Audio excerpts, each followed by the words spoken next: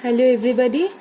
In the last two videos of data frame, three videos of the topic data frame, means now we are familiar with the term data frame, and we have learned how to read from a means how to make data frame from a CSV file also. Means if one CSV file will be given to you, now you know what is the code to make or to take the data from the CSV file and to make a data frame. So all of we at least can do this one. Okay, one line code after importing our pandas, then just one line code, then we can print the data frame. I hope you all are now comfortable to do this one, comfortable to make data frame from a CSV file. After reading the data from CSV file, we can print this also. Now today we will learn that if one CSV file will be given to you, but you don't want to read all the rows from the CSV file. Suppose in the CSV file total 100 rows are there, but I want or you want only first 10 rows, only first 10 rows from the CSV file. Then what will be the code?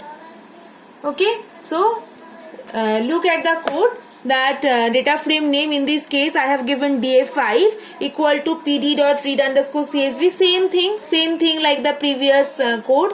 Then the path you have to give same abc folder, then test.csv, this file name I gave, comma. Now names with these parameter or this argument also you are familiar now. If the heading or if the column names are not there in the CSV file, then what to do? We can give the names or column names. Then by giving comma, you can write n rows equal to 2. If we want to read only 2 rows from your given CSV file, only 2 rows, then the parameter name is n rows, number of rows. Okay, so in this case I have just given 2. The notepad, the CSV file I did not show you directly. I have printed data frame. You imagine that roll number, first name, last name. These are means this type of data was there in the CSV file. So roll number, first name, last name, the column name I gave, and from the CSV file they are reading the data. That roll 1 Sunita Kaur, 2 Subho De. Okay, only first 2 rows you have taken from the data frame. So how many rows? That is depending upon this particular argument, n rows. Just remember n rows. This one names with this we know what is the meaning of this one, and after this only comma this one, n rows equal to the number of rows you want to read. Okay, this is the new parameter today we came to know. Okay, the next one. Now the next one, suppose in your CSV file, you have something different than comma separator. You know comma is a separator, and there are different separators, like semicolon is also a separator. Semicolon, like comma top of this one dot, that semicolon. So semicolon is also one separator. Suppose in your CSV file you have something different separated than comma, then how to do that one? So what is the topic? That reading from CSV having separator different from comma. To do this one, same way you have to use that read_csv method. pd.read_csv, df6 is the data frame name.